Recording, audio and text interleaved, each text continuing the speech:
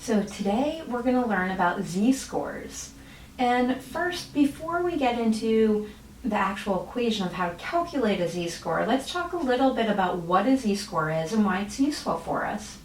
So a z-score describes how much one individual score is above or below the mean.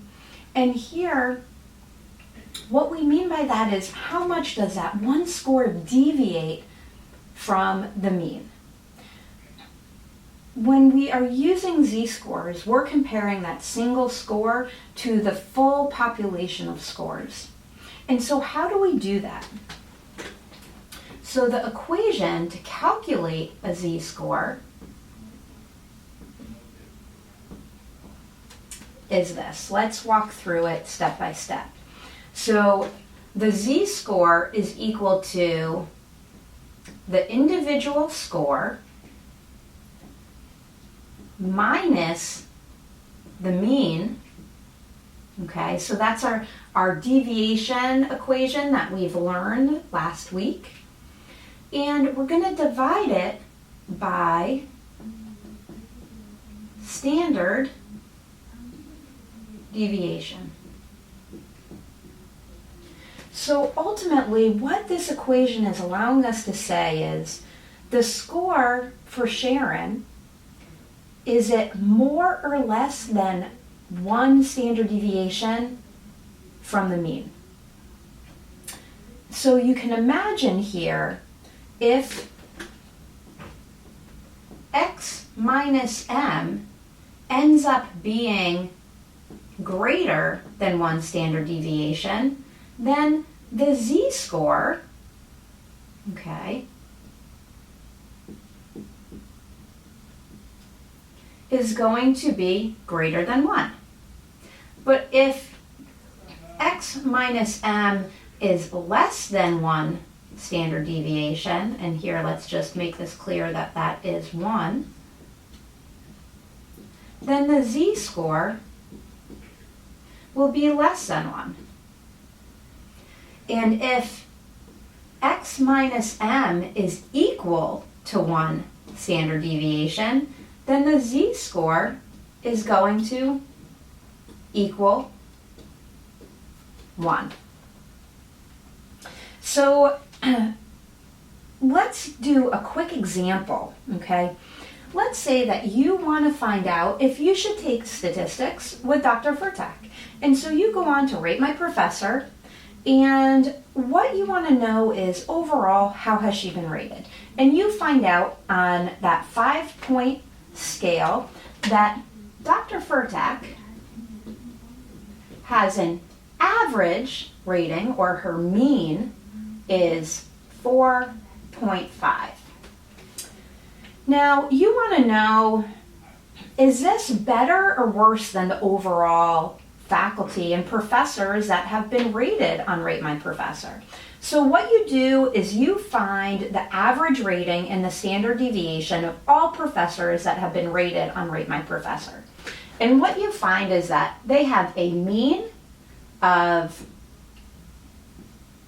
4.1 and a standard deviation of 0.2. And so now what you can do, because you have that information, is say, is Dr. Furtak's rating above or below the mean? Okay, here we know 4.5 is greater than 4.1, so we know that she's being rated more than the mean.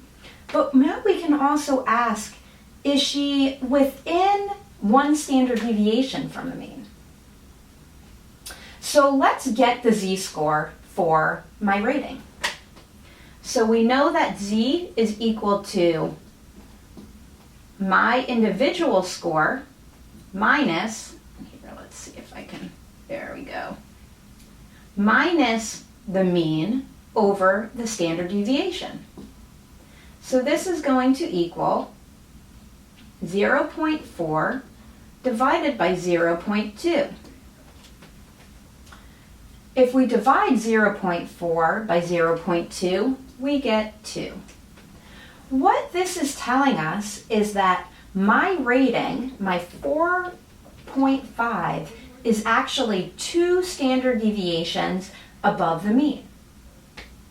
Now this is really good, and as we go on to talk about normal curves, we will talk about the percentage of scores that fall between those 2 standard deviations and how you can start to interpret the z-score as far as a percentage of scores that fall above or below the z-score. So for now, I'd like to wrap up giving you 2 additional pieces of information. The first is that the z-score is useful for us in statistics because what it is doing is it's giving us a standardized score of the difference of an individual score from the mean over the standard deviation. What that allows us to do is we can use that z-score and compare it across studies. And we'll talk more about this in class this week. The last thing I want to touch on is that sometimes we know the z-score. For example, when we're reading a study in psychology, sometimes they'll tell us the z-score for a particular finding. And we'll also have the mean and the standard deviation. But what's more useful for us is knowing the raw score. So if we want to find out the raw score, we can actually do that with the standard deviation, the mean, and the z-score. And the way we do it is we solve for the individual score by multiplying the z-score times the standard deviation and adding it to the mean. And that concludes this concept video.